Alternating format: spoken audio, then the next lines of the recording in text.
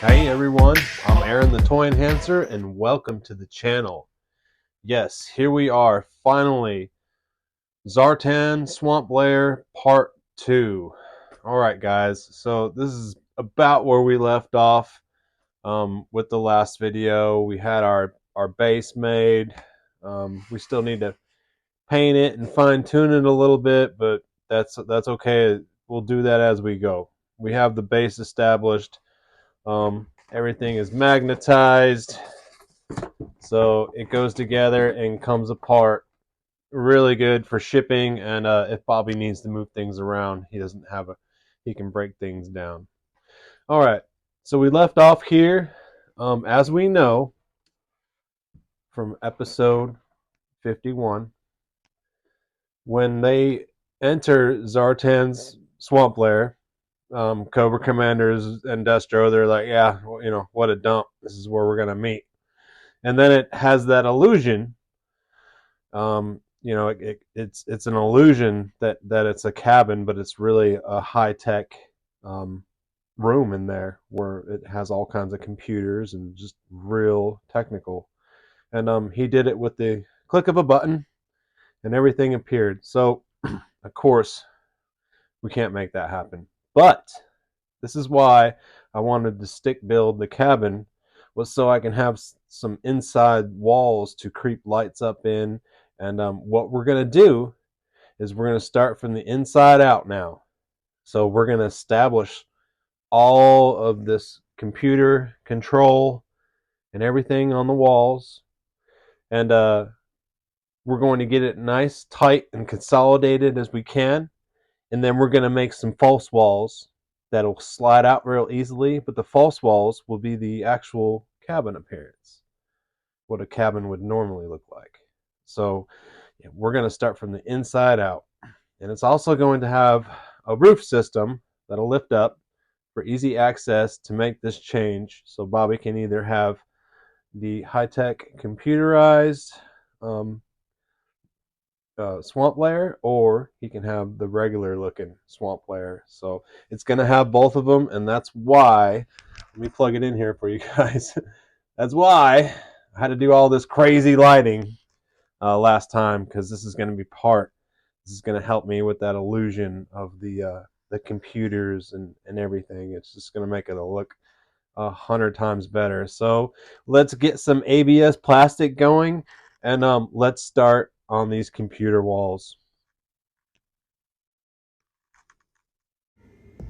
So we're back on the bench for this part. I figured I could start the ABS plastic on the bench and then move my pieces over to the cabin as I go.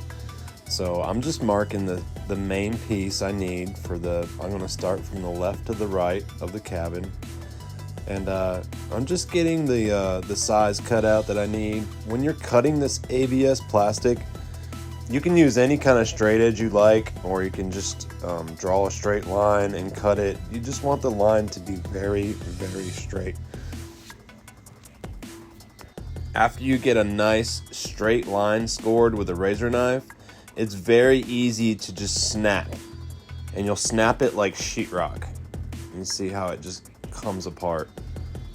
The only problem with snapping ABS plastic is that when it's black plastic, it will leave like a white residue edge. So to take care of that, you'll see me through this process. I just keep some black paint on a brush, and I just touch it up. I'll touch up the edges as I go.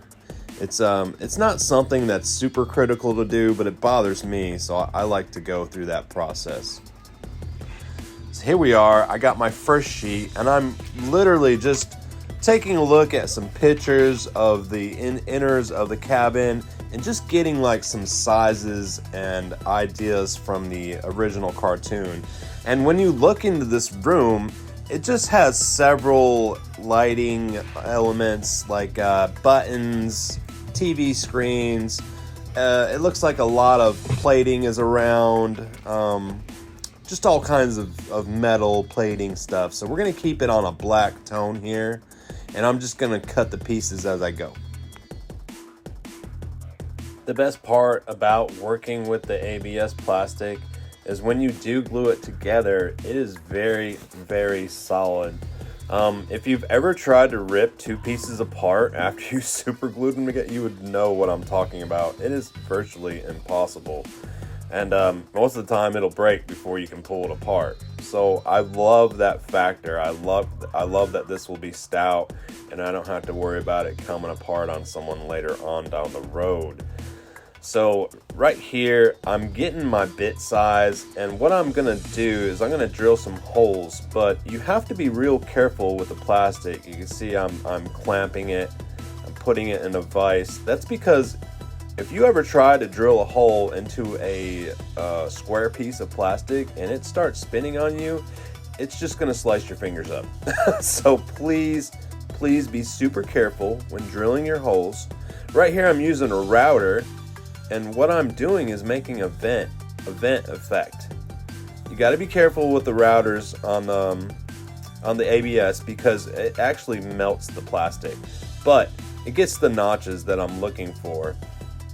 And I wasn't looking for anything perfect because that was just a backer piece that's going to have other plates set on top of it. So I'm just kind of thinking things out and modifying as I go. I'm cutting little bits and pieces, as you can see. Just trying to like get an idea of where I'm gonna go with this, and that's probably why this was probably the longest part of the process for Zartan's Lair, was actually building the computer, the technical side of Zartan's Lair.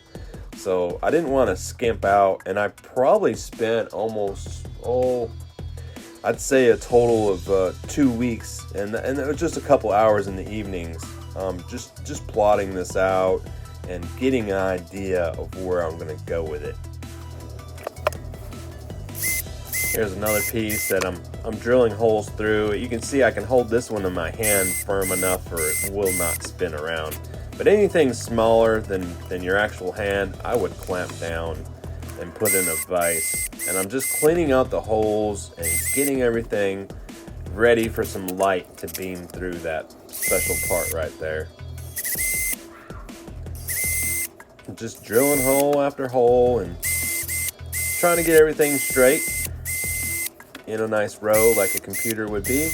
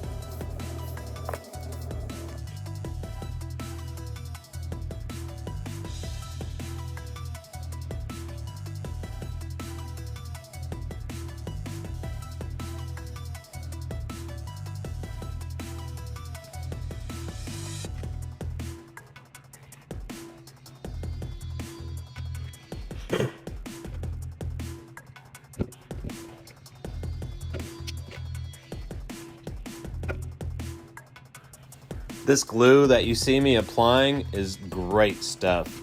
It has an applicator, and you can literally just drop and glide it along edges.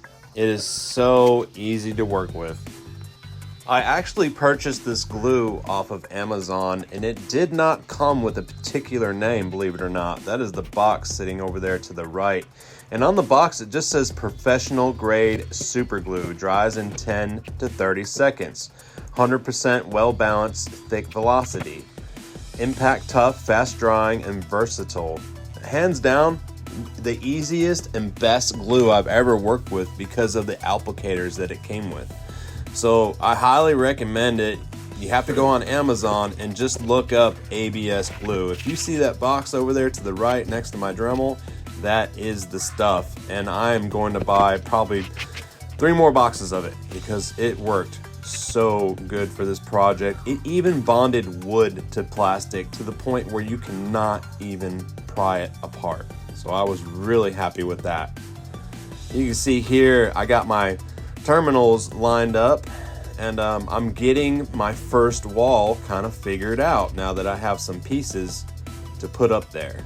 I'm just going to mark some things out, because what I'm marking out now is I'm just going to get some rough cuts behind here on my first plate so the lighting can shine through on my holes and whatnot that I've already prepped.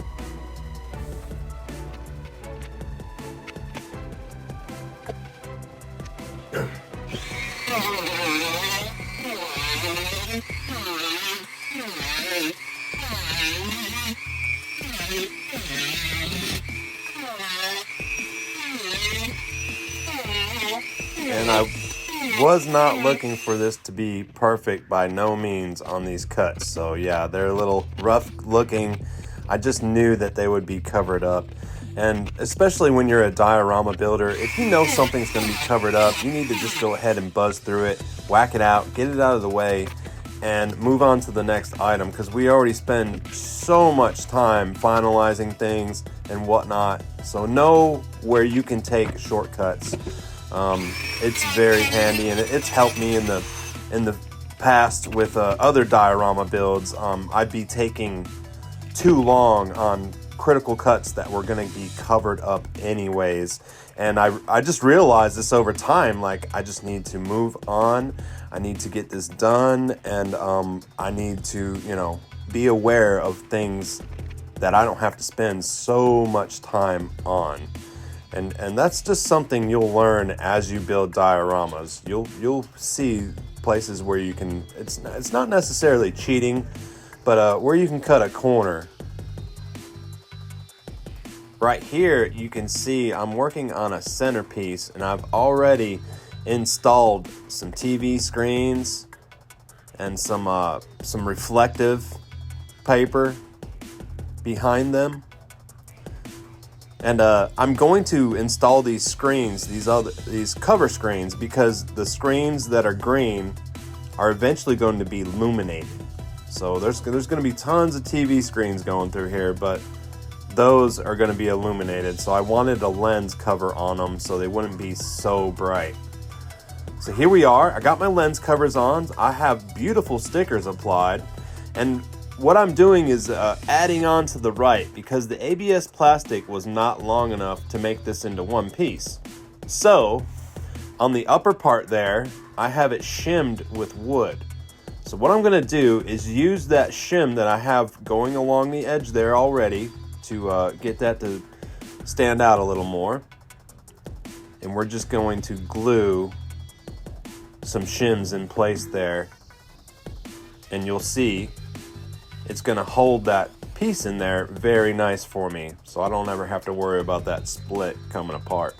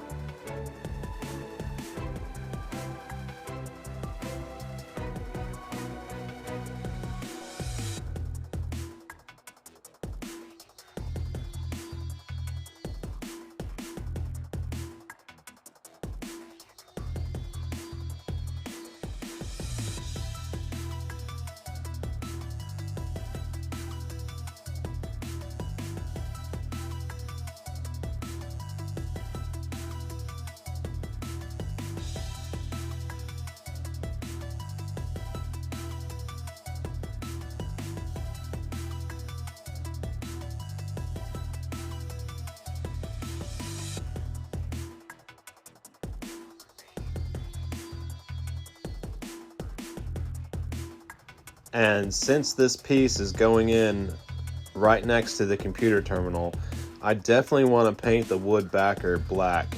That way I don't have to get in there for any crazy touch-ups. And it's already prepped for me.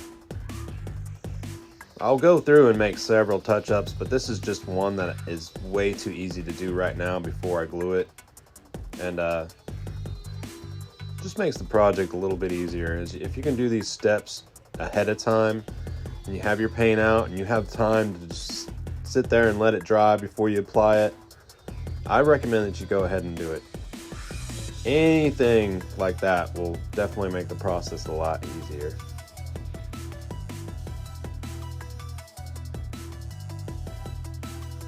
You can see me right here. I have some small pieces that I'm gluing together, and what these are going to be the TV monitor screen. It's almost like a cover that's sitting over the screen, just to get these to pop out in a 3D look. And you can see it's just a long square piece with some triangle ends. I'm just getting them glued on there, and I'll put it on a piece of wood there so I can set it up and get everything straight, and then I'll just pry it off of that wood. It does stick to it a little bit, but if you just fold it back, it'll come up and the piece is perfect. So, and yes, I am in my kitchen. I was in the kitchen because it's so dang cold in my garage. So this is the quickest way that I could come up with TV screens, and I go ahead and touch them up and paint the edges because again, that's just a small item that would probably get hard to get to, and you can see how I cover that white snap effect from the plastic, and it enhances the plastic. It just makes it look a lot better. If you guys have any better ways of cutting ABS plastic super straight than this, fill me in on the comments. I would love to know. And finally, we're going to take a look at the progress. Yes, let's take a peek inside the smart half of Zartan's swamp lair.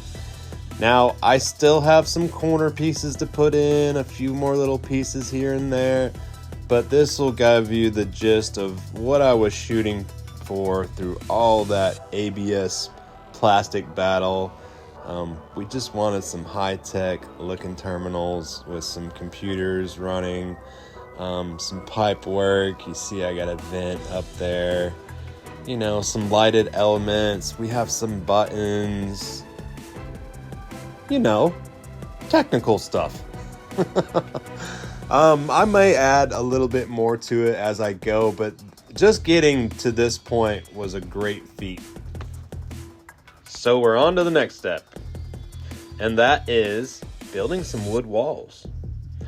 For this, I went back to the shims. Shims are such a great tool to use in diorama building, and in this instance, I will be able to utilize the whole shim because this is exactly the look that I'm looking for.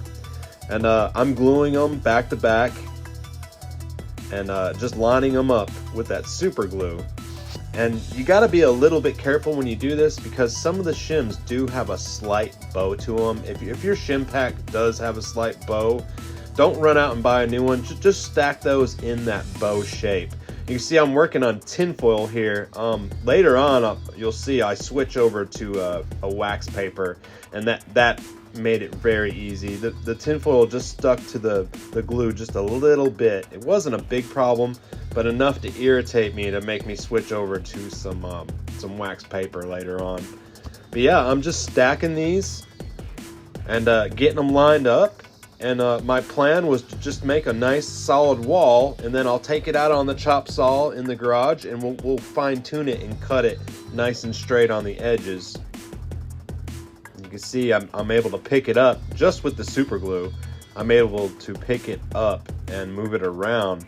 But later on, you'll see I'm going to reinforce it with wood glue on one side, because remember, one side is going to be facing the computer terminals. You will never see it until you pull them out, and that's just another place where you need to take that shortcut of making things sturdy on one side that no one will ever see. And you can see here I switched over to the wax paper, and what I'm doing is I'm just painting the wood glue into the cracks on one side, and it's not gonna poke through the other side, so it won't affect that. On the other side I will probably do a shellac, and then we will dress it up like a cabin should be. Of course there is going to be a fireplace on one side, and it's going to resemble Zartan's swamp lair as you walk in, and it looks like a normal cabin. So I'm excited to get this part done. I want to make an apology to Bobby for this taking so long, but believe me, Bobby, when you get it in your hands, it'll be well worth it. And again, sorry buddy, I've anticipated this to take a month, and it's gotten to the point where I just don't want to do a slack job, and the ideas are flowing to me as I go with the project. So sometimes dioramas will do this to a person, and you just have to keep going with it. And you know, if you think of good ideas as you're doing it, then it's better just to keep going and follow through with those good ideas that are in your head. Don't cheap out, especially when the creative juices are flowing. And even though this is a diorama that I'm giving away, I want it to be amazing. I want it to be the most amazing diorama I ever worked on, more so because I am giving it away. And I want Bobby to enjoy it. I want his friends to come over to his house and be like, where the hell did you get this?